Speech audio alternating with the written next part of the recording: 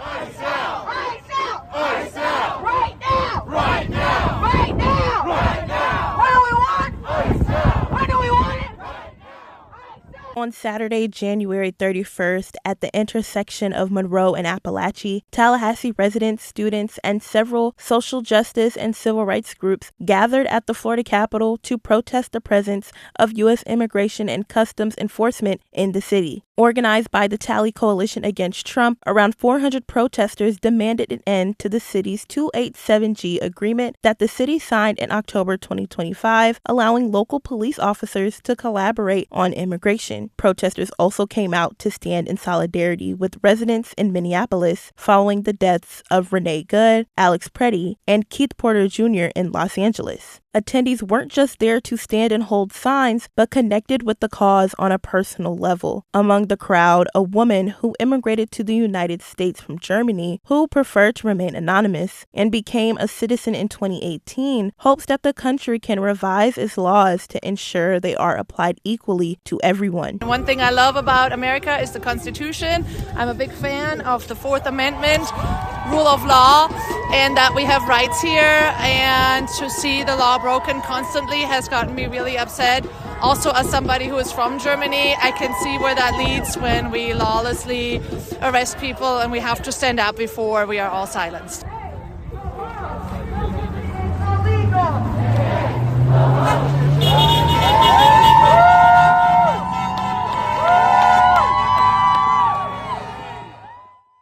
Students from Florida A&M were also in attendance with their own personal experiences with the effects of ICE presence, like Maricela, a junior business student from Atlanta. I know that ICE has infiltrated, the city of Atlanta, and they actually took one of my friends in custody. Oh, wow. So we just finished raising the funds for her to get out of custody and all that stuff. And also, I'm Afro-Latina, so my grandparents were immigrants. So, standing up for what's right and just having our voices heard is something that I just definitely wanted to, take part of today. The FAMU chapter of Students for a Democratic Society president Justin Jordan spoke on the lasting impact he hopes to see in lieu of the outcry across the country. Beyond just, a lot of people are calling for the abolition of ICE. I don't necessarily agree 100% with that because, like people are saying, I think that ICE is just one part of the problem. I want a deep analysis of how law enforcement engages with its citizens in America.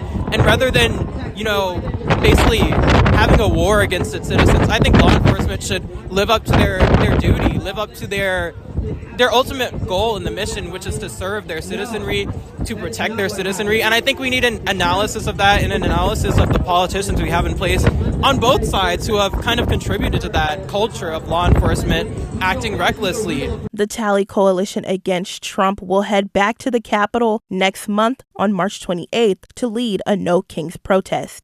For WANM News, this is Janelle Ismay Sears.